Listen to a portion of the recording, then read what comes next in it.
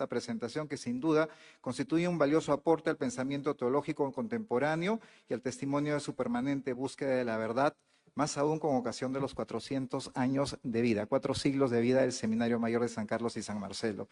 Muy buenas tardes desde Moche, Trujillo del Perú. Buenas noches en Bilbao, Padre. Quedamos a su disposición.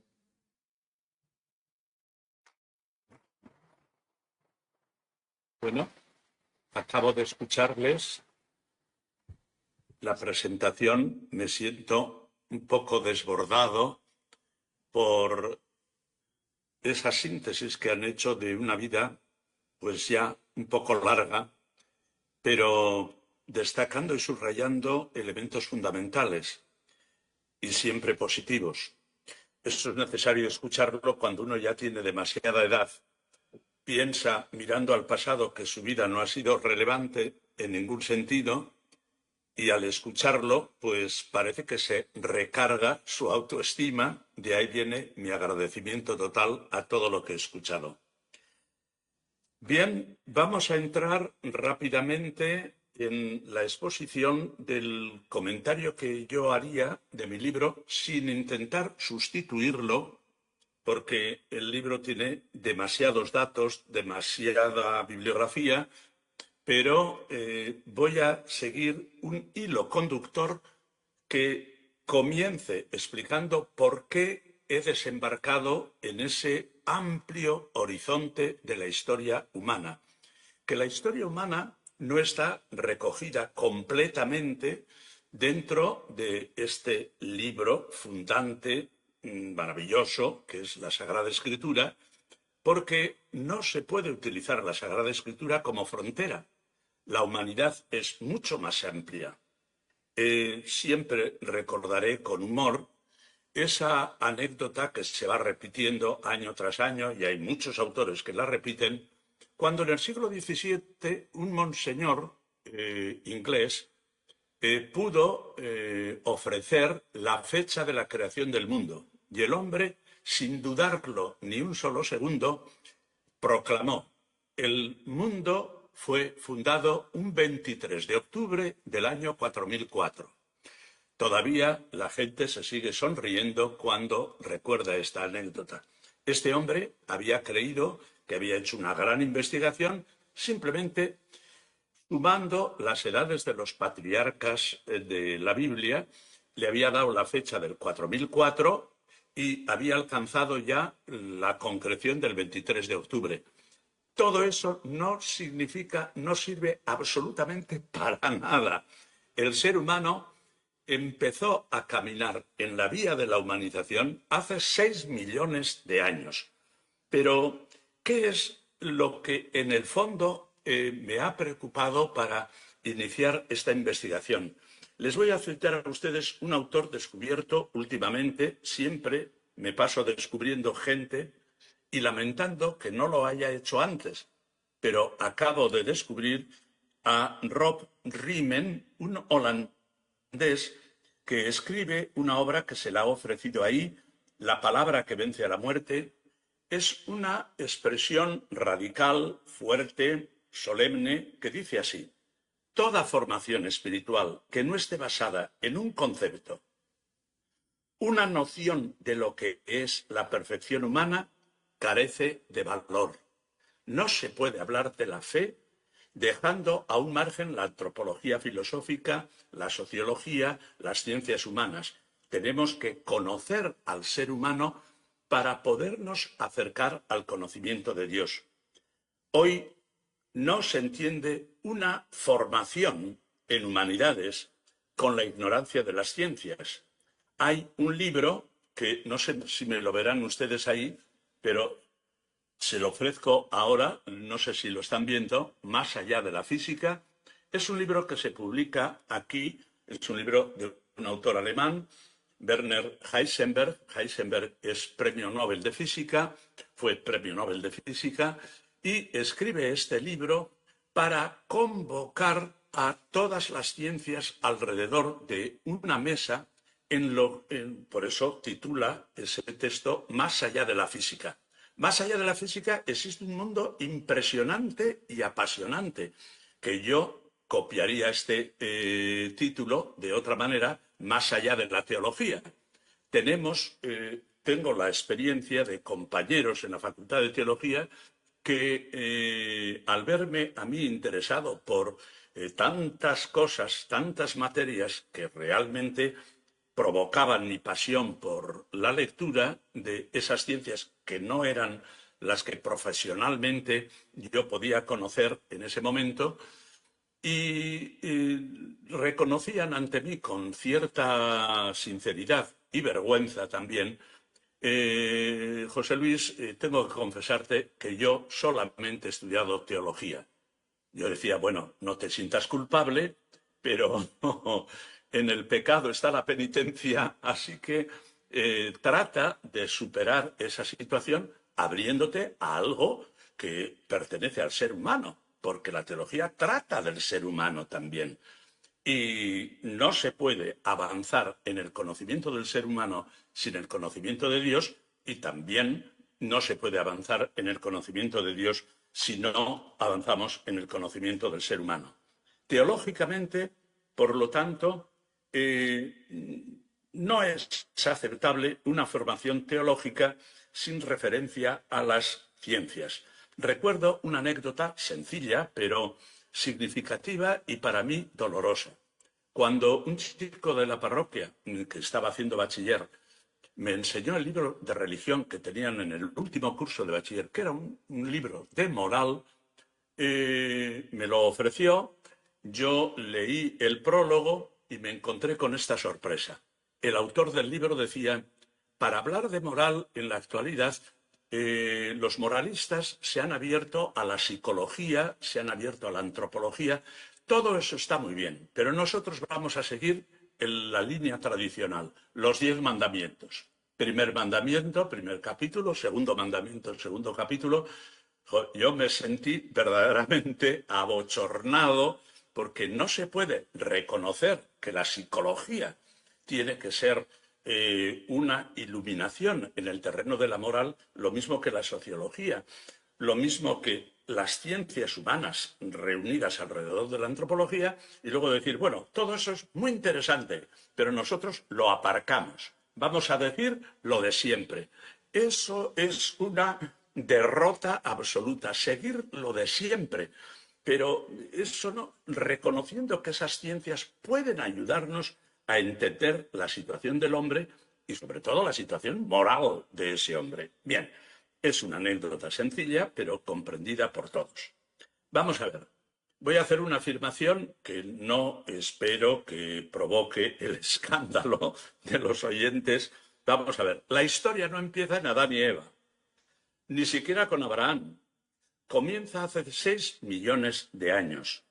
Y por recordar un ejemplo de un astrónomo que gozó de un gran prestigio, murió en la edad de su plenitud, a pocos años de los 60, pasaban 62, 63 años, un cáncer lo destruyó, pero su conocimiento ha sido siempre una gran comunicación, una gran ciencia puesta al servicio de la gente. Hablaba de una manera sencilla, comunicaba los conocimientos de astronomía de tal manera que los que no somos astrónomos le entendíamos perfectamente. Se llamaba Carl Sagan. Carl Sagan, norteamericano, puso este ejemplo, la historia del mundo, la historia del universo, poniéndola dentro de el marco de un año, de enero a diciembre. Podríamos decir lo siguiente: el universo comienza el 1 de enero y la vida del ser humano comienza en los últimos minutos del 31 de diciembre de ese año. ¿Se dan ustedes cuenta? Es decir, los millones de años que han pasado desde la creación del mundo tienen que provocar preguntas, tienen que provocar interrogantes, tiene que ser una apasionada dedicación la de centrarse en el estudio de la naturaleza y, dentro de la naturaleza, el estudio del ser humano en toda su evolución. Pero si la historia realmente es tan profunda, tan enorme, tan inmensa, no podemos quedarnos solamente con el marco que cubre la Sagrada Escritura, que puede cubrir 4000 años, ciertamente, poniendo la cronología actualizada a sus páginas, pero hay que abarcar con la mirada, con el pensamiento, con la ciencia, toda la realidad que tiene lugar en este mapa que van a ver ustedes a continuación. Es Mapamundi, que espero que el padre Héctor lo proyecte ahora. Voy a detener este comienzo de exposición y vamos a fijarnos en ese Mapamundi. Minimizamos ahora al padre José Luis y vamos a ver un vídeo que él ha elaborado en base a un mapamundi para... Ante nosotros, el mapa... Espera, que José Luis, vamos a proyectar el vídeo, ¿ya? Vamos a proyectar el vídeo. Lo tenemos ahí, ¿verdad? Agradecemos así también un poco la dinámica de la intervención, que no solo va a ser este vídeo, también va a tener alguno más, ¿ya? Para situarnos mejor. Vamos a ver, minimizamos simplemente. No hace falta, si basta con minimizar el programa y abrir el...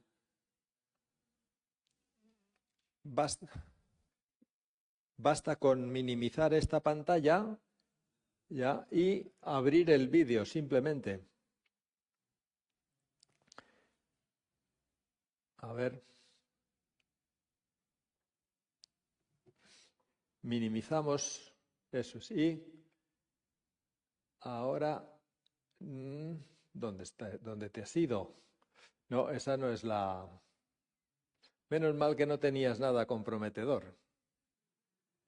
Perú 1, seminario. Bueno, 2, Mapamundi. Bueno, también, como quieras, ya está. Hala. Eso es. Sube el volumen.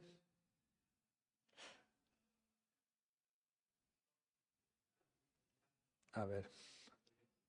No está conectado con el...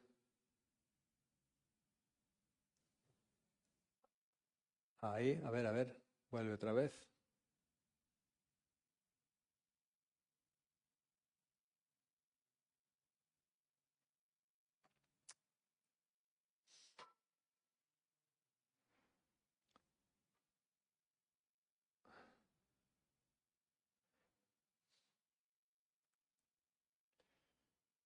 Ante nosotros, el Mapamundi nos señala la cuna de la humanidad que está donde el cursor está indicando los territorios hoy de Etiopía, de Kenia, Tanzania, África del Sur.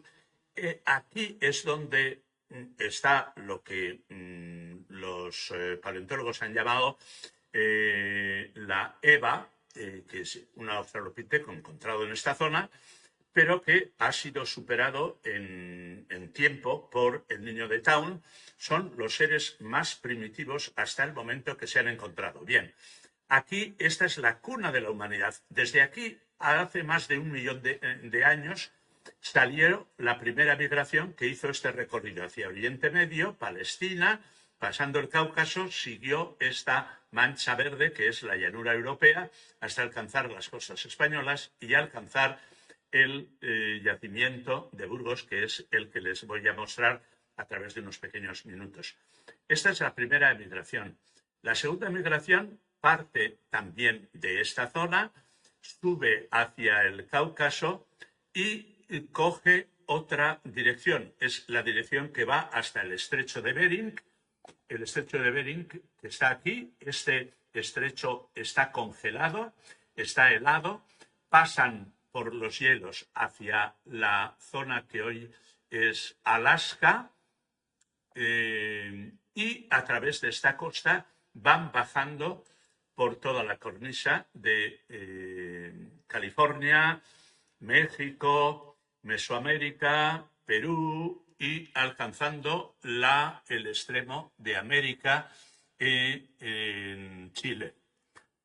Bien, la tercera gran migración Saliendo del mismo lugar africano, tenemos la orientación de una tercera emigración que gira hacia la derecha, hacia el sur, entra en la India, entra en Indochina, entra en las costas de Borneo, llega por este archipiélago de islas hasta Australia. Es la última de las grandes migraciones que ocupan el planeta Tierra.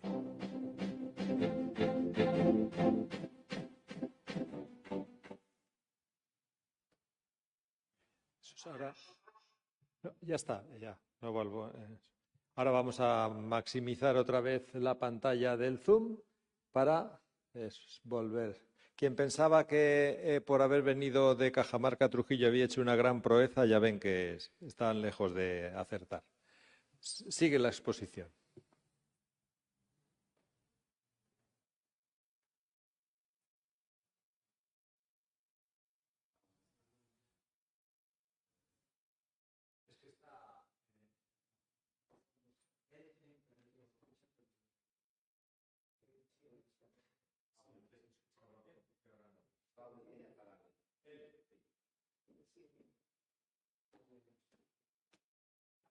¿Tienes el audio apagado, José Luis?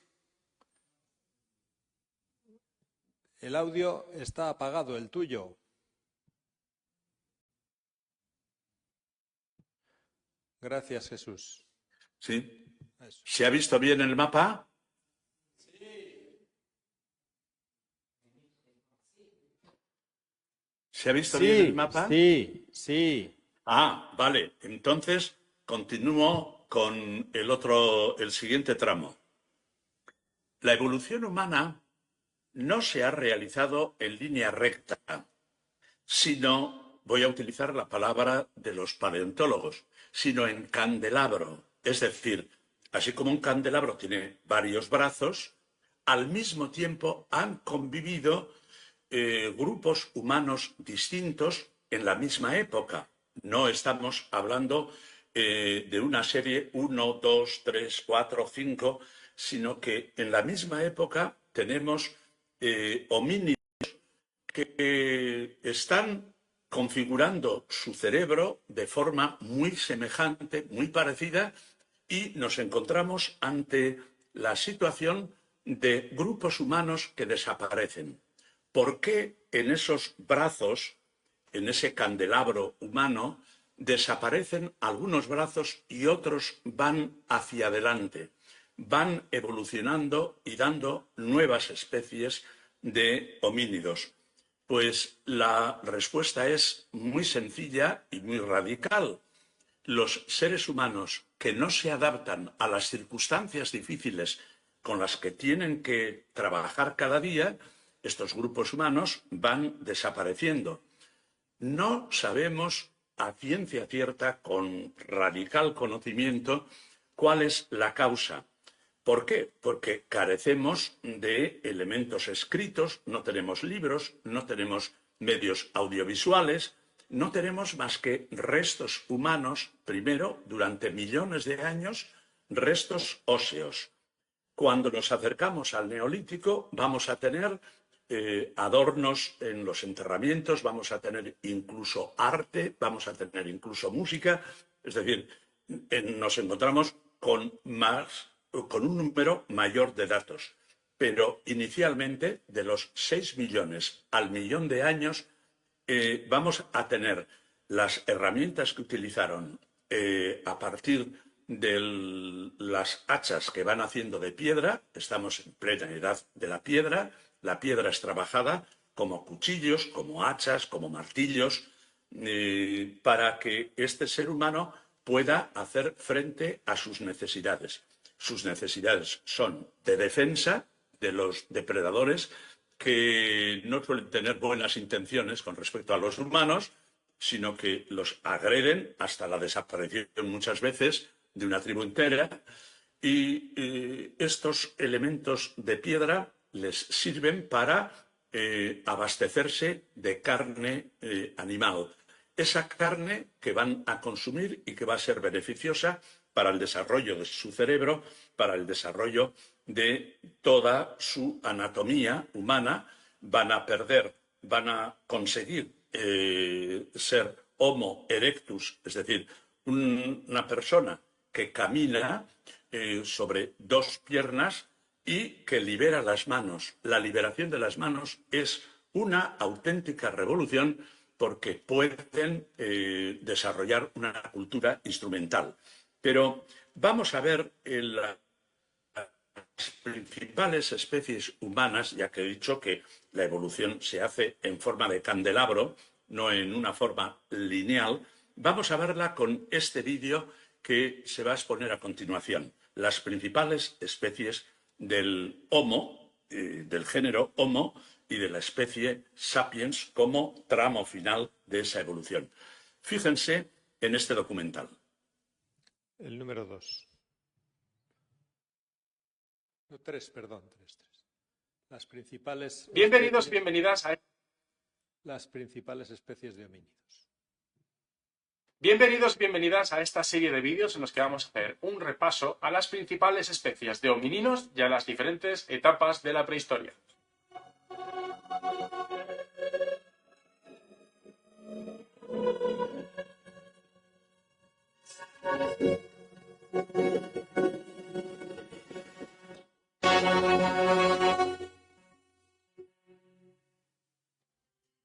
Si recordáis de vídeos anteriores, ya hemos hablado del origen del género Homo en África, así como de sus posteriores salidas fuera de este continente. Y hoy ha llegado el momento, ha llegado el día, de hablar de los primeros europeos.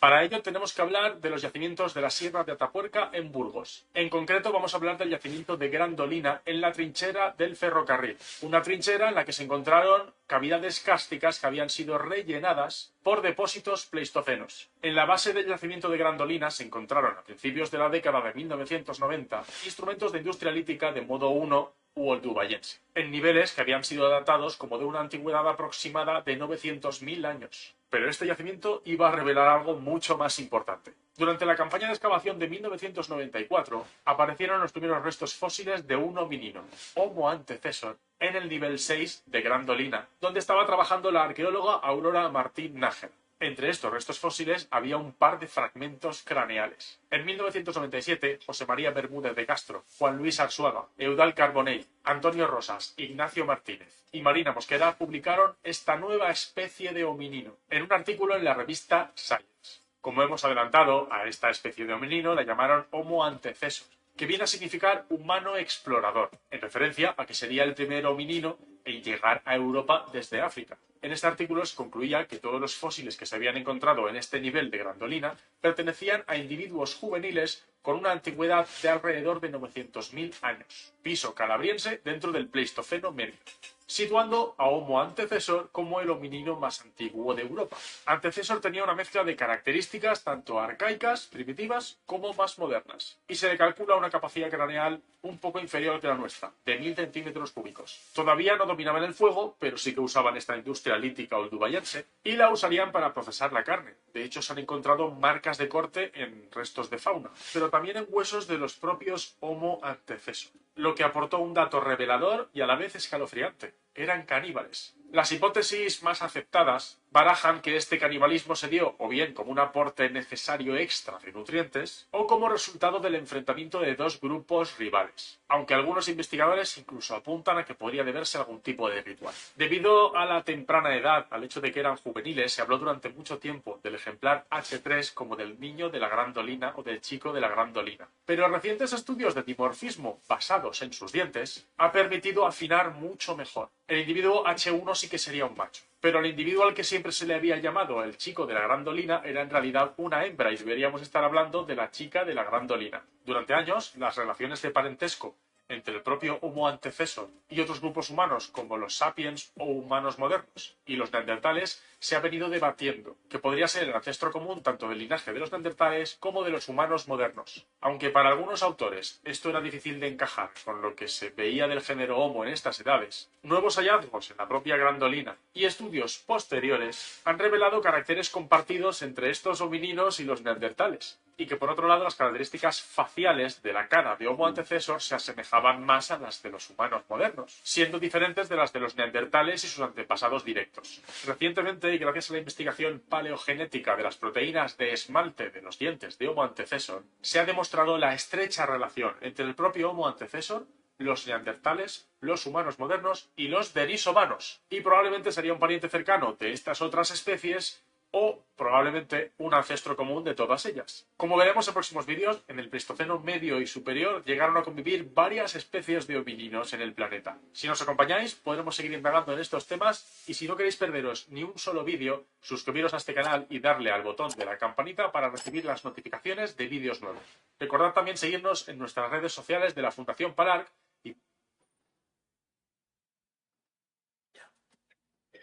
Bien, continuamos reflexionando sobre la prehistoria.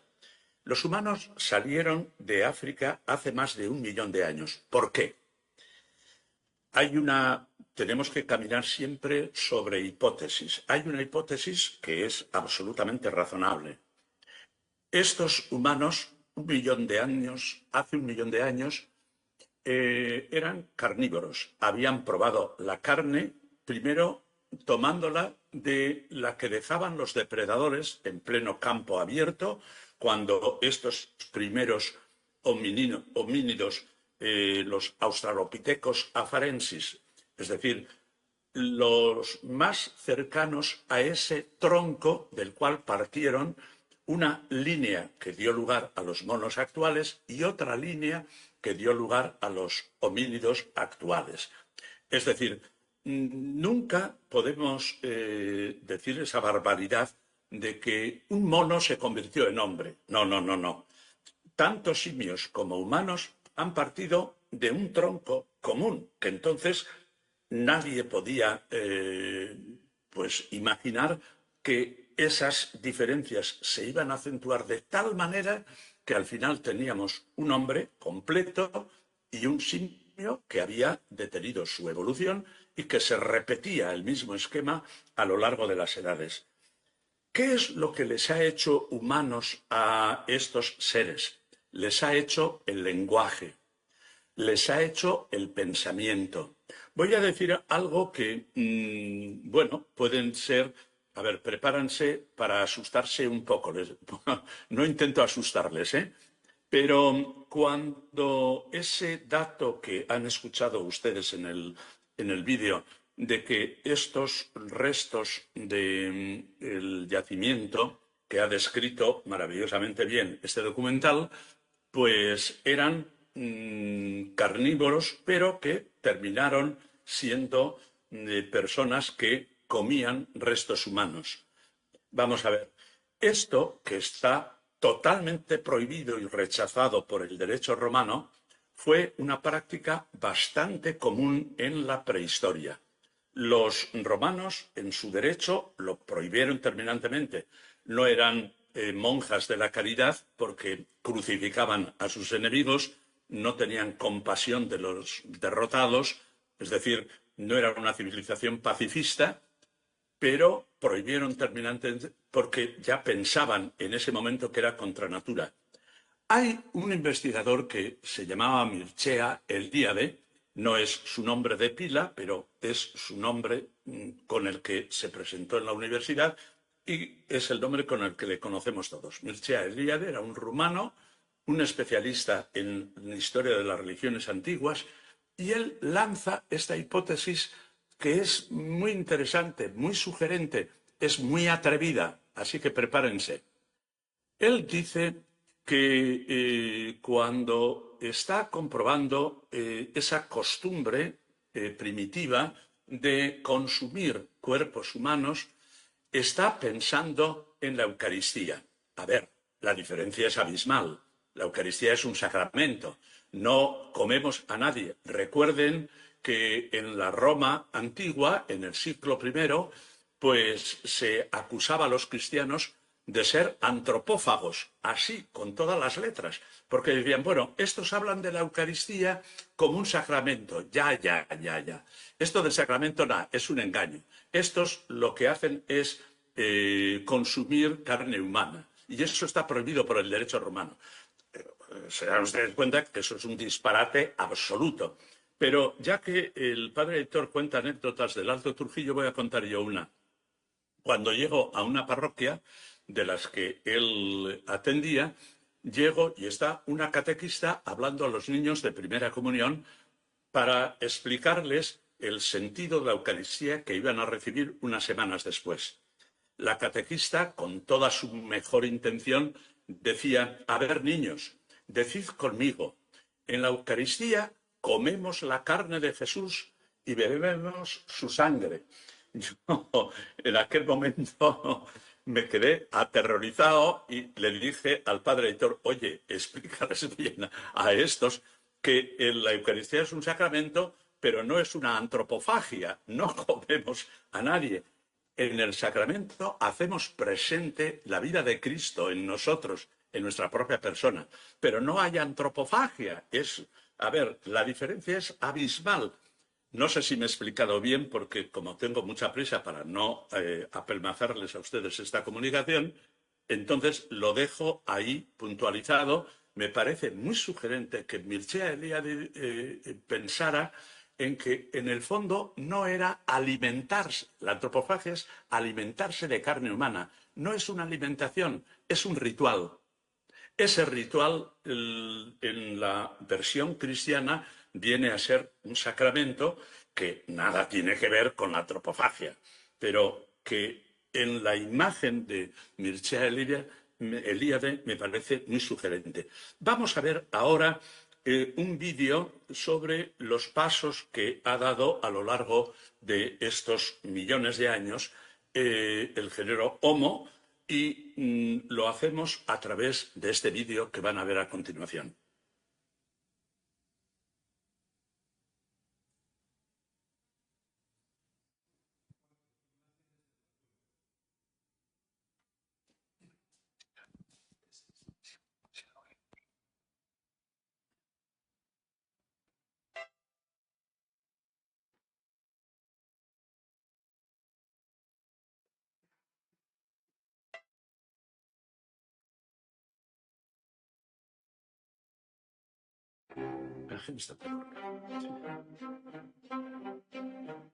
A principios del siglo XX se construyó un ferrocarril minero atravesando la sierra de Atapuerca, dando lugar a una larga y profunda trinchera excavada en la roca.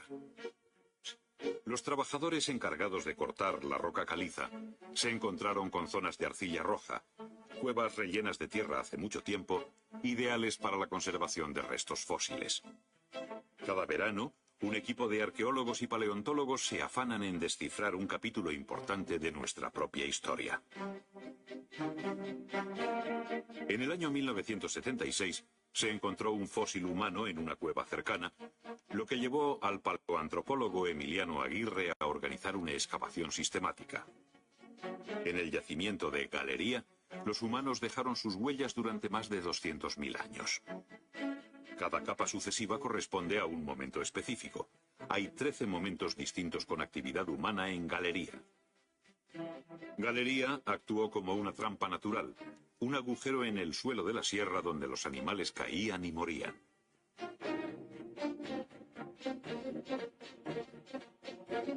Nuestros antepasados entraban de vez en cuando para despedazar y comer potros, ciervos y bisontes, cuyos huesos tienen marcas hechas por herramientas de piedra. Algunos carnívoros, como lobos y leones atraídos por la carroña, también cayeron en esta trampa. Desde hace 400.000 años hasta hace algo menos de 200.000, los seres humanos entraban en Galería para despedazar los cuerpos de los animales muertos.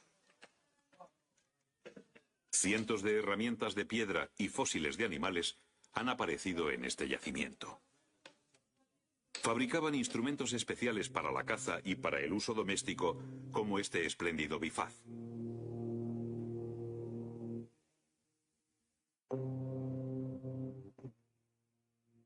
Los arqueólogos estudian de qué forma se fabricaban y utilizaban estas herramientas. El microscopio electrónico permite ver un desgaste característico que nos indica que la pieza se usó para raspar madera.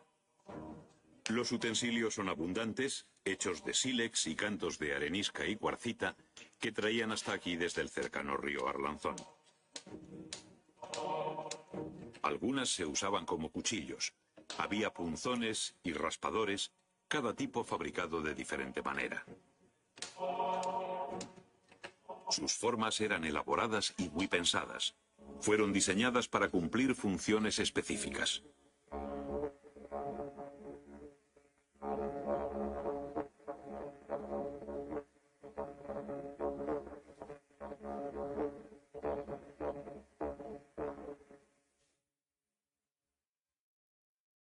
Uno de los yacimientos más importantes se encuentra en Cueva Mayor.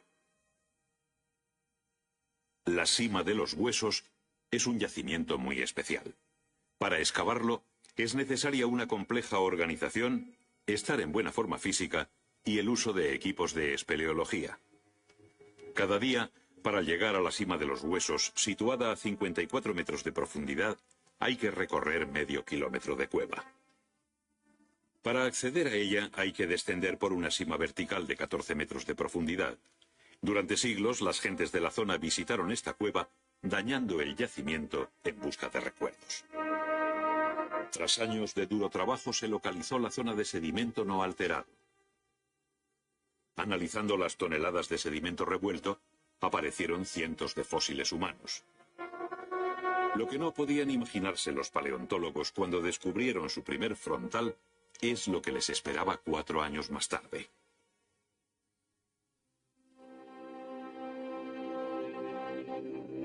En 1992 apareció la más increíble acumulación de fósiles humanos: huesos de brazos y piernas, manos, pies, vértebras y mandíbulas. Y entre todos aquellos restos había 2 cráneos muy completos. Era tal la densidad de huesos que el equipo tardó 1 mes entero en excavar aquel pequeño espacio de 1/4 de metro cuadrado.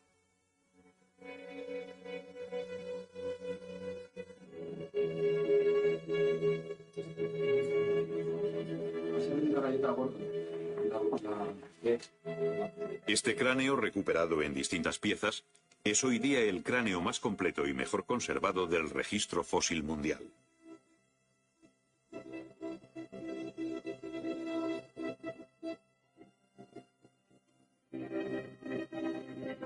Desde que aquella antigua entrada a la cueva se cerró, la Sima de los Huesos ha mantenido sus condiciones constantes. Los restos humanos se conservaron a la perfección en su estuche de arcilla, pero su extrema fragilidad ralentiza el trabajo.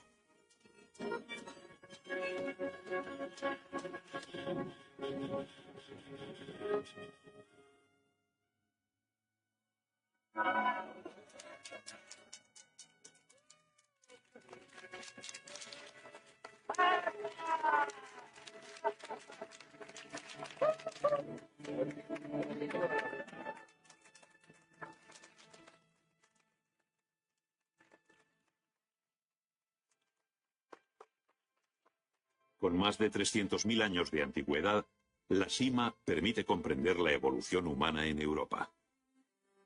Estos cráneos eran la culminación de 10 años de duro trabajo.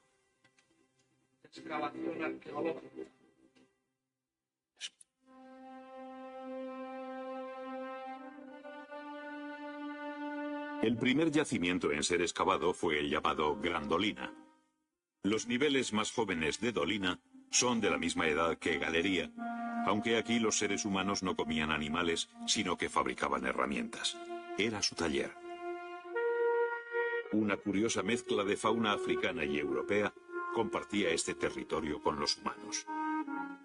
Con 18 metros de rellenos ricos en fósiles, este yacimiento está aportando valiosísima información sobre los cambios que hubo en el clima durante el último 1.000.000 de años, de cómo esos cambios climáticos afectaron a las plantas y a la evolución de los animales, y de cómo los seres humanos explotaron los recursos del medio. En 1994 aparecieron utensilios de piedra muy primitivos junto a fósiles de animales. Lo que nadie esperaba encontrar eran dientes humanos. Los dientes del nivel TD6 de la Gran Dolina Tienen rasgos muy primitivos pertenecientes a un eslabón entre homínidos muy primitivos, africanos, y las poblaciones del Pleistoceno medio, a las cuales pertenecen los homínidos de la cima de los huesos. Con la ayuda de un roedor llamado Mimomis sabini, que vivió hace unos 700.000 años, y la datación por paleomagnetismo, se pudo determinar la edad de los fósiles en torno a los 800.000 años. Nunca antes habían aparecido en Europa fósiles humanos de esa antigüedad. Hay restos de al menos 6 personas diferentes, entre ellos un joven de unos 13 años. Son los primeros europeos conocidos y han sido asignados a una nueva especie de homínido denominada Homo antecessor. En 1995 se techó el yacimiento para protegerlo de la erosión y se amplió la superficie de excavación. Atapuerca es uno de los yacimientos de fósiles humanos más importantes del mundo. Después de muchos años de trabajo, la tenacidad de un equipo de científicos está empezando a desvelar los secretos de un periodo muy poco conocido de la evolución humana, pero aún queda un largo camino por recorrer.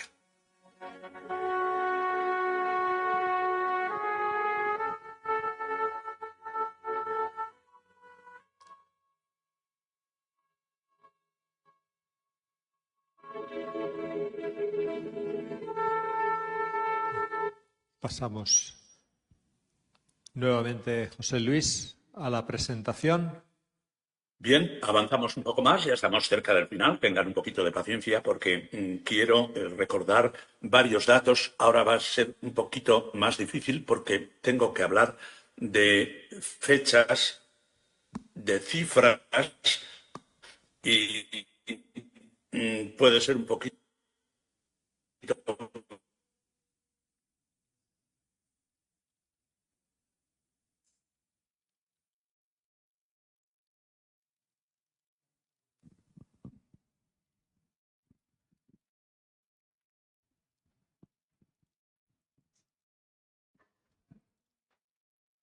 100.000 millones de galaxias. Cada galaxia, miles de billones. Es algo que excede toda la imaginación humana.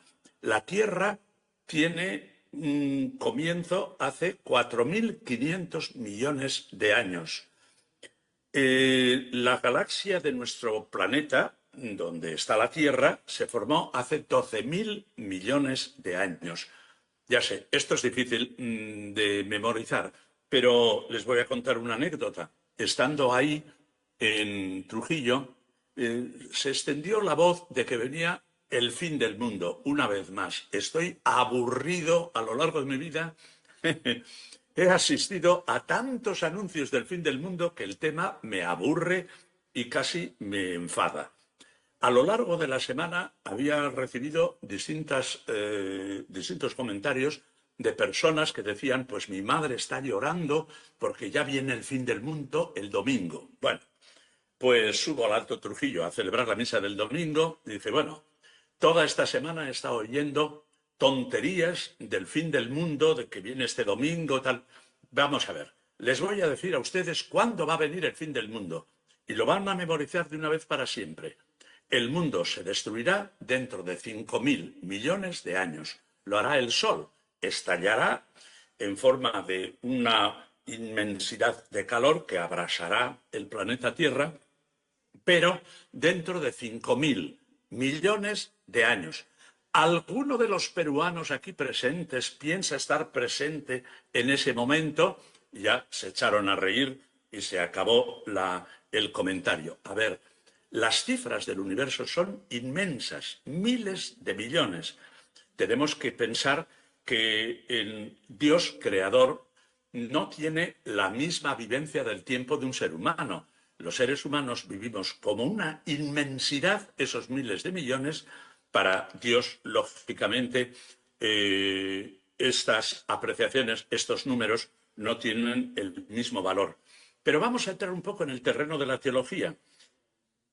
En este escenario inmenso hemos sido llamados a ser co-creadores. Los teólogos modernos, ya después de haberse empapado con la ciencia actual, con la ciencia de la evolución, han llegado a estas definiciones que son centrales en estos momentos.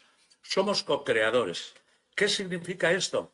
Que el Dios creador tiene la gloria de Dios, es el universo entero. Esos miles de millones no los hemos hecho nosotros. Nosotros somos incapaces de hacer ni una partícula de todo lo que podemos contemplar. Es la gloria de Dios. Pero a la hora de hablar de la gloria de Dios, tenemos que hablar de la gloria del hombre. Y la gloria del hombre está descrita en este libro que lo recomiendo encarecidamente, Biografía de la Humanidad. Fijaos en el color de la sobrecubierta, es un color claro. Pero ¿por qué les presento este otro libro? Porque su color es oscuro y es la biografía de la inhumanidad. Esta es la historia humana. Dos libros, uno en negro, representando la historia negativa, la historia inhumana, la historia conflictiva, la historia bárbara, criminal de la humanidad, y el otro representando la gloria del hombre, representando lo que el ser humano ha hecho en el terreno de la literatura, en el terreno del arte, en el terreno de la música, en el terreno del pensamiento. Es verdaderamente maravilloso, es verdaderamente gozoso. Menos mal que el autor ha puesto la biografía de la humanidad, el libro positivo, le ha dado más páginas que al negativo, aunque yo creo que se ha reprimido a la hora de hacer segundo tomo, porque las barbaridades que se cuentan ahí son barbaridades mucho mayores las que no se cuentan. Algunas ha pasado por alto, pero este es el drama de la humanidad. Esta es la teología que tenemos que respirar en nuestros estudios, en nuestras lecturas, porque, vamos a ver, las personas hemos tenido que aprender a ser humanos, porque nuestro origen ha sido animal. Los primeros australopithecus tenían más de animal que de... ¿Por qué? Porque su cráneo era de 350 centímetros cúbicos. El nuestro, el actual, es de 1450. Se dan ustedes cuenta que con un cerebro pequeño no se puede pedir demasiadas alegrías, no se puede pedir un pensamiento profundo, no se puede pedir ni siquiera un lenguaje. Todavía la formación de la garganta y de los medios que posibilitan la pronunciación de las palabras, que posibilitan el lenguaje que yo estoy utilizando ahora, esto viene mucho tiempo después, millones de años después.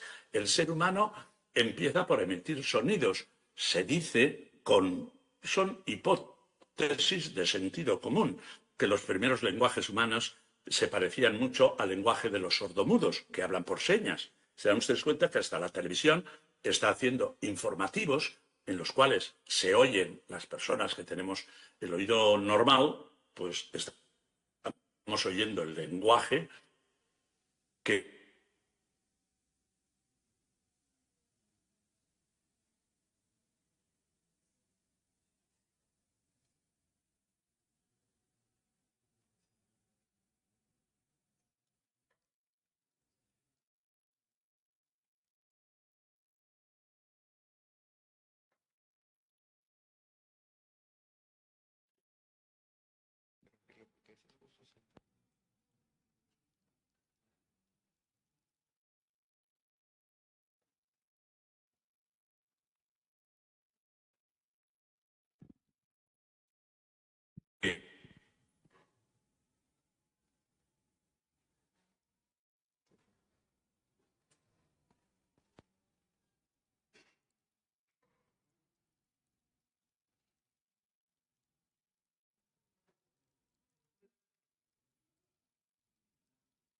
Padre, si puede encender su audio, el micrófono.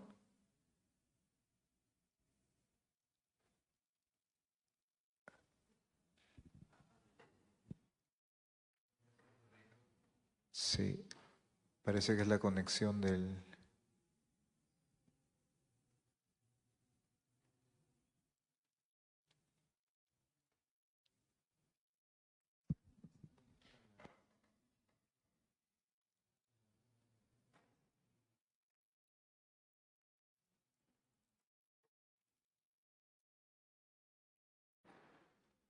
nuevo. Ya. ¿Estamos? Padre, ya se le escucha. Sí. A ver, Ok, ya no estamos se bien. puede explicar modernamente la redención simplemente acudiendo al término reparación. ¿Por qué Jesús se encarna? Hombre, porque había que reparar una culpa contraída por la humanidad. Bueno, esa es una explicación teológicamente aceptable y aceptada durante muchos siglos. Pero fijaos en lo que es la teología franciscana. Fijaos en un teólogo de primera línea y santo por más señas, San Buenaventura. San Buenaventura está escribiendo un libro que responde a esta pregunta. Cur Deus homo, traducido. ¿Por qué Dios se hace hombre? Se hace hombre porque ama a la humanidad. En la presencia de Dios en este mundo no es pagar una cuenta pendiente, sino en la teología franciscana ha aportado esto que ahora la teología lo está recuperando y desarrollando, la idea de que Dios se ha hecho hombre no para pagar una factura de los seres primitivos. Eso no encaja dentro de la historia humana. Eso es una manera, yo creo que es una influencia romana clarísima, porque el romano tiene la cabeza organizada de forma jurídica. Es el creador del derecho. Y el derecho le parece la ciencia humana más desarrollada de todas. Y entonces, cuando hace teología, hace una teología jurídica. Bien, lo entiendo perfectamente. Muy bien, muy comprendido, es un esquema muy claro, pero, a ver, la profundidad de San Buenaventura, perfectamente respetada por Santo Tomás de Aquino, San Buenaventura pone los puntos sobre las íes y pone los puntos en el amor a la humanidad. Y terminó citando a San Juan Pablo II una frase que se me quedó grabada para siempre. Dios no nos ama por ser perfectos, sino por ser sus hijos. La creación del ser humano, el ser humano alcanza su humanidad no a través de una perfección absoluta. Todavía estamos cometiendo barbaries.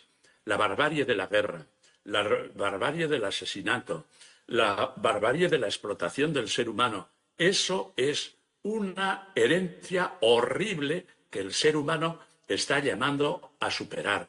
Somos católicos y el catolicismo nos lleva a implantar el reino de Dios. Y el reino de Dios no es un reino de violencia, no es un reino de sangre, es un reino de amor, de justicia y de paz. Por eso quiero terminar estas palabras, porque ya el tiempo apremia, con dos citas de una obra altamente recomendable que se la he pasado tanto al rector del seminario, al padre Agustín, como al padre Pacherres, rector de la Universidad Católica. Primera cita. El hombre tiene noción del amor, la libertad, la amistad, la justicia, la belleza, la bondad, la valentía, la sabiduría y la verdad. Esto es lo que nos hace humanos. No es, también es el cerebro que alcanza su plenitud, su cableado, vamos a decir así, alcanza con el Homo sapiens con los 1450 centímetros cúbicos. Sigue reflexionando Simen de la forma siguiente, porque una vida sin valores, una vida sin virtudes no es vida. ¿Por qué? Porque desconoce la dignidad de la existencia. Ustedes van a ser sacerdotes dentro de pocos años. A ver, esto hay que meterlo, pero profundamente en la mente de todos los que nos oigan comentar el Evangelio. Tenemos que conquistar. Es la gloria del hombre lo que está en entredicho. Tenemos, para ser humanos, la dignidad de la existencia. Por eso termina diciendo este autor, tu verdad divina no puede existir, no puede ser compartida si no se conoce a sí mismo al ser humano en su grandeza y en su crueldad, en su felicidad y en su congoja, en su esperanza y en su desesperación, en su sabiduría y en sus dudas, en sus anhelos y en su destino trágico. Quien no conoce al hombre tampoco puede conocer a Dios. Esa es la grandeza del ser humano.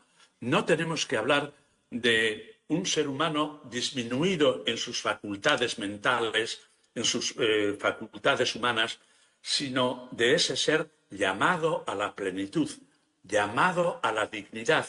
Ese ser que es ejemplar para todos nosotros. Vivieron con mucho menos de lo que nosotros estamos viviendo en la actualidad. En el siglo XXI estamos viviendo infinitamente mejor, pero estamos teniendo problemas radicalmente sangrantes. La situación internacional no es la mejor que ha pasado la historia. Hay historias verdaderamente sangrantes a lo largo y a lo ancho de ese mapa mundi que ustedes han contemplado como primera imagen de estas palabras.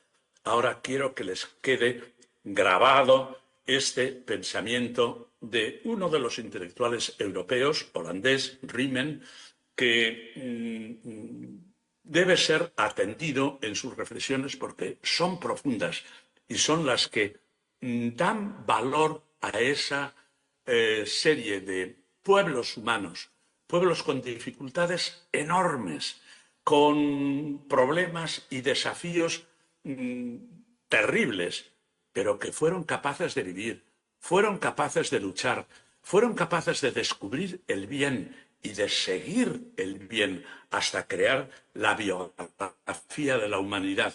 Claro que otros escribieron la historia de la humanidad y al final de la prehistoria no nos quedamos en una cueva, no nos quedamos en un museo, no nos quedamos en la consideración de estos seres humanos o aquellos otros. Nos quedamos con el ejemplo de personas que lucharon, que aceptaron los desafíos y que aprendieron a ser humanos y transmitieron esa ética y esa moral, la transmitieron. La ética no es un invento cristiano, la moral no es un invento cristiano, ya existía. Aristóteles ya escribe una ética.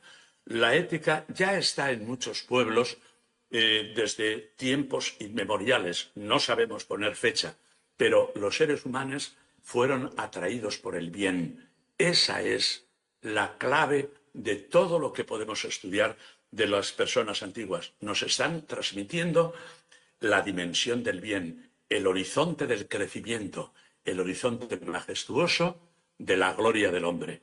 Esto lo pueden ver en este último vídeo que les mostrará ahora el padre editor.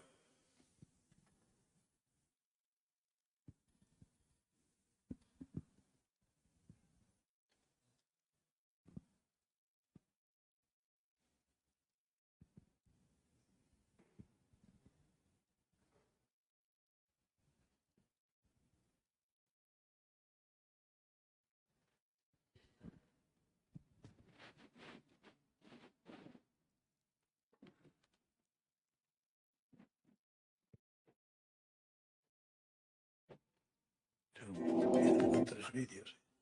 Ya, pero no, porque ya es la hora. Señoras, señores, niñas, niños, bienvenidos y bienvenidas a Atapuerca. Este no, Vamos el a dar un siguiente, paseo el a siguiente. través del tiempo y vamos a recorrer siguiente. el último 1.200.000 años de nuestra historia. Este nos lo saltamos. Eso es, pasos de lomo. No, perdón, el último era, perdón. El último. El 7, la cima de los huesos. ¿Verdad? No se puede. A ver.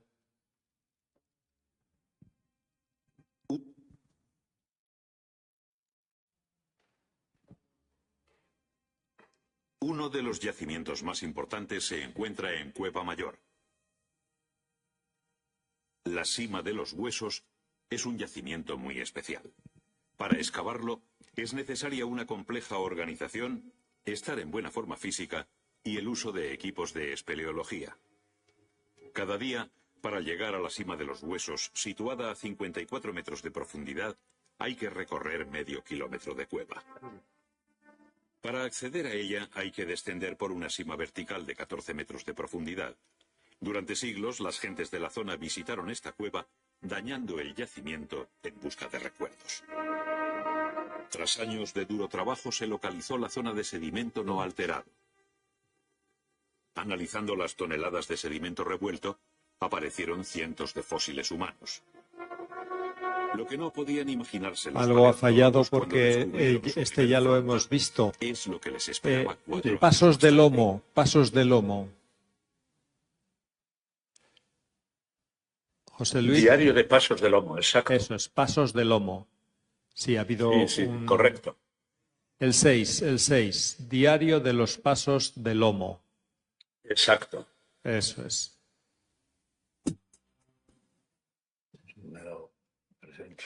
Tu micrófono, José Luis, hay que...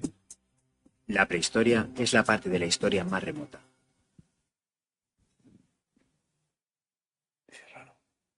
Lo cierro. La prehistoria es la parte de la historia más remota. La que sucede desde el origen de la humanidad hasta la invención de la escritura. La mayor parte de la historia de la Tierra tuvo una existencia sin vida. Los humanos surgimos hace alrededor de 23 millones de años y desde entonces hemos ido dejando pistas de nuestros pasos. La prueba de la llegada del hombre a la península ibérica es Atapuerca, diario de los pasos del lomo. La Sierra de Atapuerca está situada en la provincia de Burgos, a unos 15 kilómetros de la capital. Enclavada entre los términos municipales de Ibeas de Juarros y Atapuerca, es un pequeño macizo calcáreo perteneciente al sistema ibérico. Se trata de un sistema kárstico formado por conjuntos conectados de cuevas de roca caliza, soluble al agua. Los animales y los seres humanos entraron y depositaron allí restos de comida y herramientas que posteriormente fueron cubiertos por sedimentos, dejándonos entre capa y capa de sedimento episodios de la forma de vida de aquellos grupos que las habitaron. En 1896 se inicia la construcción de una vía férrea que permitiría explotar el mineral de carbón y de hierro de la sierra. En un principio, el trayecto ferroviario no atravesaba la Sierra de Atapuerca. Sin embargo, y sin explicación conocida, los trabajadores se salen de la línea más lógica y el nuevo trazado atraviesa la sierra por su lado suroeste, mediante una profunda trinchera de medio kilómetro de longitud.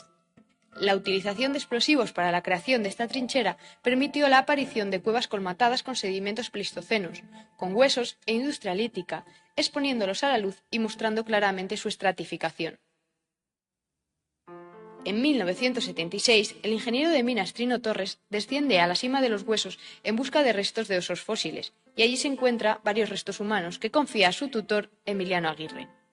En 1978 se elabora un proyecto de investigación y comienzan las excavaciones, que a partir de 1983 comienza a dar resultados, lo que supuso la consolidación de las investigaciones sistemáticas.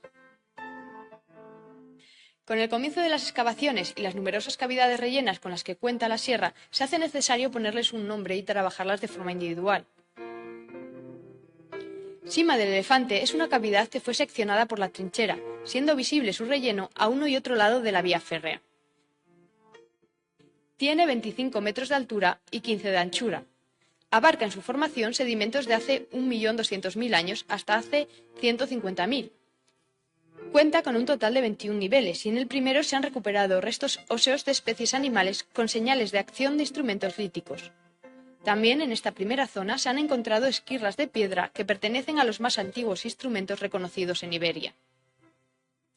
En esta Sima del Elefante, entre 2006 y 2007, se produjo la recuperación de restos de homínidos que permitieron fechar la presencia del Homo antecesor hace más de 1 millón de años y convirtieron a Atapuerca en el yacimiento con restos más antiguos de Europa. Trinchera Galería es uno de los yacimientos que quedó expuesto en la construcción del ferrocarril.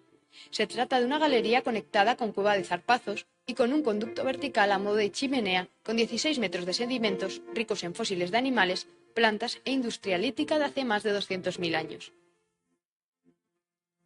Cueva de los Zarpazos es una sima vertical conectada a una cavidad.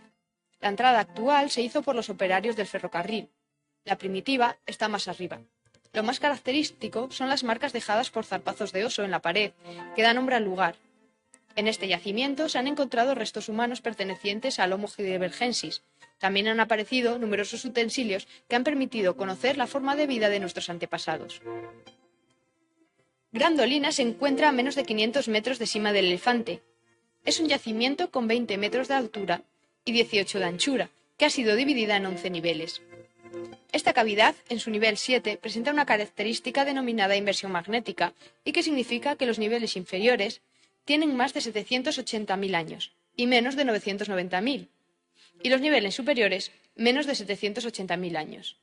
El nivel 6 cuenta con una franja conocida como estrata aurora, que destaca por la recuperación de restos humanos que permitieron en 1994 el descubrimiento de la especie Homo antecessor. La cantidad de restos de niños y jóvenes encontradas en este yacimiento hace pensar en fallecimientos no naturales, que unidas a las marcas por mordedura, hace presagiar la práctica de la antropofagia del Homo antecessor. Además, en la ladera alta de la sierra, a unos kilómetros de la trinchera del ferrocarril, se encuentran otras cavidades que nunca llegaron a ser tapadas por los sedimentos, por lo cual siempre ha sido conocida su existencia. Conocida como complejo Cueva Mayor o Cueva del Silo, se trata de un conjunto de cavidades comunicadas a través de un paso estrecho y peligroso, con múltiples galerías y yacimientos, y entre las que destacan la Sima de los Huesos, la Galería del Sílex, el Portalón o Cueva del Mirador.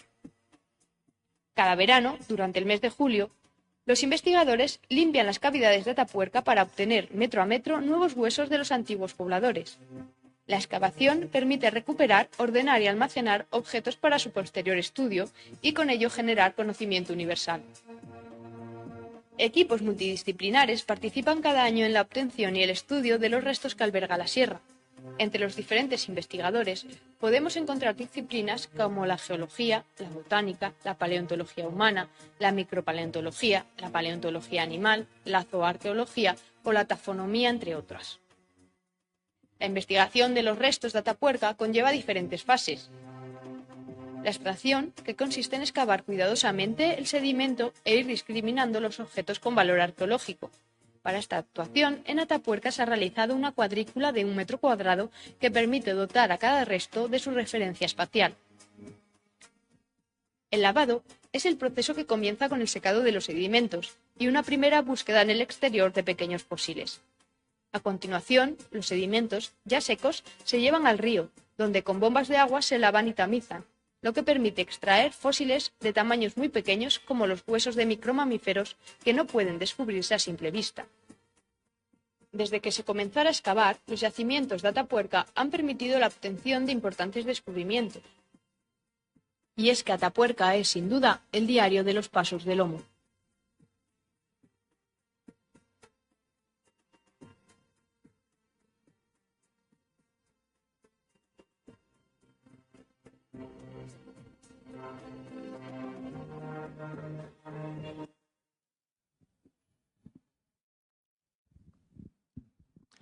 ¿Sigues?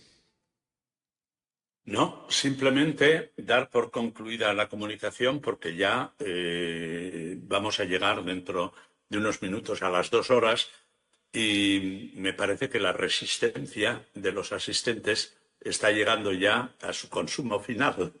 Por lo tanto, daría pie ahora unos minutos, si hay alguna pregunta que hacer, pues a ver cómo me la comunican y la respondería. Simplemente una pequeña conversación en unos minutos finales.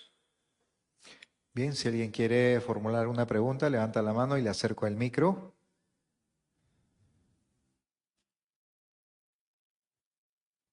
Sí, acá tenemos una pregunta, padre. Adelante. Muy buenas tardes a todos mis hermanos. Padre Villacorta, bueno, tengo una pregunta, ¿no? Que por lo que puedo ver que usted en su libro, ¿no? Está la fe va de la mano con la ciencia. Y yo tengo una pregunta, ¿qué significa, ¿no? Cuando el término ipso, ¿no? Ex ipso, ¿no? Ese término, cuando la teología se entiende como ex ipso, ¿no? Esa sería, bueno, esa pregunta, ¿no? Sería la pregunta. La teología es ipso. Es ipso. Si no, no lo he entendido porque ipso es una palabra latina que significa lo mismo. Pero no le he entendido bien la pregunta. Podía formularla de una manera más clara, por lo menos para mí, porque ya digo, esa palabra yo la entiendo como una palabra latina, a no ser que tenga otra significación para usted. Me gustaría escucharla. Claro, entonces sería, si es que todas las ciencias reunidas, como usted lo dijo en la gran mesa, me hablan, ¿no? De alguna manera me permiten llegar a ese conocimiento de la teología, ¿no? Si todas las ciencias se ordenan en la teología, eso sería... Bueno, vamos a ver. A ver, hay algo que tenemos que tener en cuenta. En primer lugar, cito a uno de los autores, en este caso inglés, el doctor Lane, que en el comienzo de su obra, una obra espléndida, dice lo siguiente. Él, como biólogo, hace esta afirmación. En el comienzo de este libro tengo que hacer una confesión. Los biólogos describimos el mundo como es, pero no sabemos por qué el mundo es tal y como lo vemos. No sabemos por qué. Él dice, hay un agujero negro en el terreno de la biología. Y el agujero negro, para este biólogo, es no conocer el sentido de lo que describen. Estamos describiendo esto, pero ¿por qué? ¿Por qué? Vamos a ver, la evolución ha dado como resultado un ser inteligente, porque podía haber cogido otro camino y podía haber hecho un planeta habitado por animales, habitado por plantas, pero en absoluto habitado por seres inteligentes, por seres que persiguen el bien, por seres que evolucionan. ¿Por qué el mundo es como es? Es decir, la pregunta de la teología, a ver, no compite con las ciencias. Las ciencias describen lo que está ahí. La teología responde a una pregunta distinta. ¿Por qué el mundo es como es? ¿Qué sentido tiene la vida humana? ¿Qué destino tiene la vida humana? En parte es una pregunta filosófica. La filosofía se ha arreglado, es una manera de hablar, Siento cierta envidia de la filosofía porque ha logrado entenderse con las ciencias. Ha logrado que las ciencias admitan la filosofía como un elemento más que necesitan para el conocimiento de la realidad. Los teólogos todavía creo que tienen que conquistar esa dimensión, que la ciencia respete a la teología, respete el mensaje religioso como un mensaje de sentido. El mensaje religioso no puede ser el lenguaje de la física, claro, no es en absoluto necesario, porque la física tiene su propio método, su propio lenguaje y tiene su propia misión. Por eso la teología y la religión no tienen que sentirse ni acomplejada, ni con complejo de inferioridad, ni con complejo de superioridad. La teología es la reina de como pasaba en la Edad Media, ¿no? El teólogo era, en las primeras universidades europeas, el teólogo era el máximo referente de la ciencia, el máximo referente del pensamiento. Bueno, no estamos en la Edad Media, estamos en una edad en la cual hay gente que dice, no, yo no soy religioso porque soy biólogo, porque soy químico. Claro, eso es una confusión absolutamente lamentable. Cada ciencia tiene su perspectiva, su horizonte, tiene preguntas que resolver.